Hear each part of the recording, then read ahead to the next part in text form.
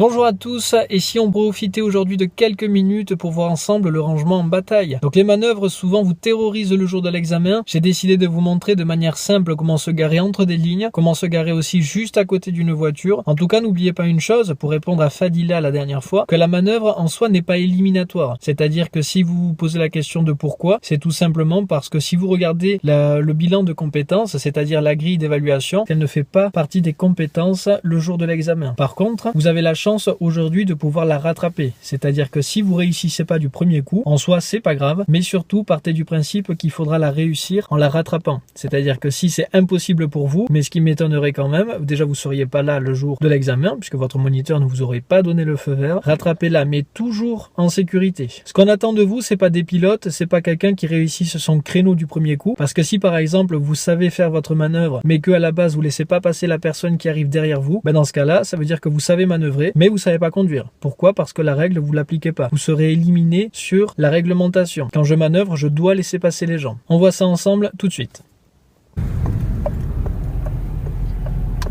Donc là, on va venir voir comment se garer en rangement arrière entre des lignes. Donc déjà, je vais venir contrôler mes deux rétros, indiqués à l'avance.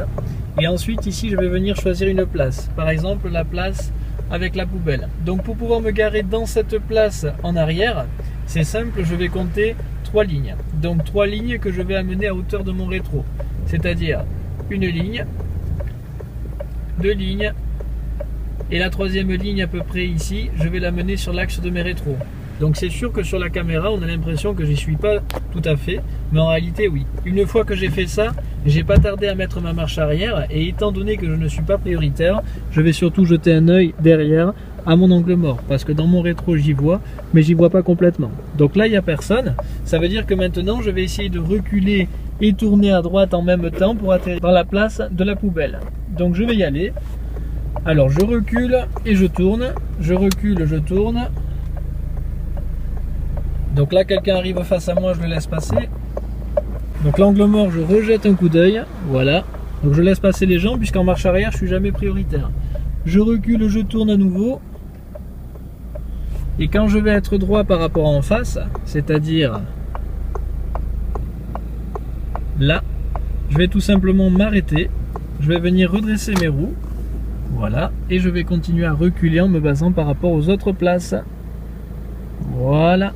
Une fois que j'ai fait ça, donc point mort frein à main qui veut dire que ma manœuvre est terminée.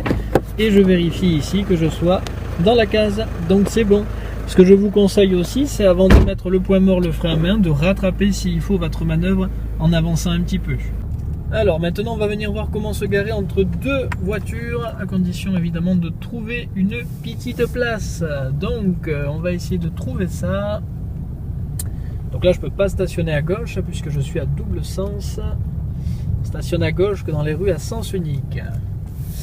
Alors... Bon, ben tant pis, je vais me garer juste à côté du Picasso. Donc en fait, je vais avancer un tout petit peu plus. Je vais dépasser légèrement la voiture et je vais me servir du feu dès que je vais avoir le feu rouge qui va apparaître en bas à droite de ma voiture. Donc là, par exemple, je tarde pas trop à mettre ma marche arrière. Je surveille bien derrière moi. Donc l'angle mort, c'est par exemple, voilà, ce qui se passe à côté de moi mais que je ne vois pas dans mon rétro. Donc étant donné qu'il n'y a personne, je vais avoir mon point de repère. Donc le point de repère, c'est le feu rouge que vous voyez qui apparaît à peine en bas à droite de la voiture. Donc maintenant, ce qu'il va falloir, c'est que je recule en même temps que je tourne à droite. Si je tourne tout de suite, je vais faire du coup du surplace et je risque de l'accrocher. Donc l'angle mort est intéressant au moment où j'y vais. Il n'y a personne. Donc en même temps, je recule et je tourne à droite.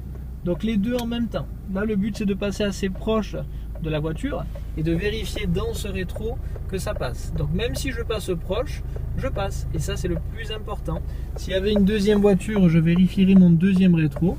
Donc mon rétro droit, ça passe toujours, et quand je vais être droit par rapport en face, on va reprendre le même principe que tout à l'heure. Je vais venir redresser mes roues, là, voilà.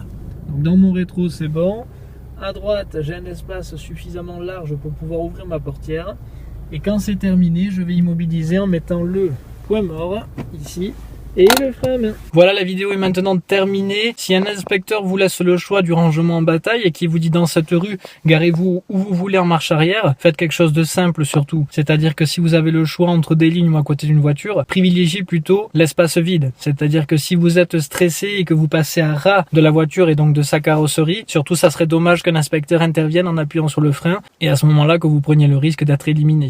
Un inspecteur, quand il veut vous voir manœuvrer, il veut surtout voir de la sécurité. Alors partez du principe aussi que s'il n'y a pas de marquage au sol, surtout garez-vous de manière perpendiculaire. Mais ne prenez pas de risques, ça sert vraiment à rien. J'espère que cette vidéo vous a plu. N'hésitez pas à me dire en commentaire si vous avez eu ce rangement justement le jour de l'examen et surtout si vous l'avez réussi ou si plutôt vous avez fait preuve de beaucoup de stress et à ce moment-là que vous avez galéré un petit peu mais que tout s'est bien passé. On se retrouve bientôt pour une autre vidéo. À plus les gens.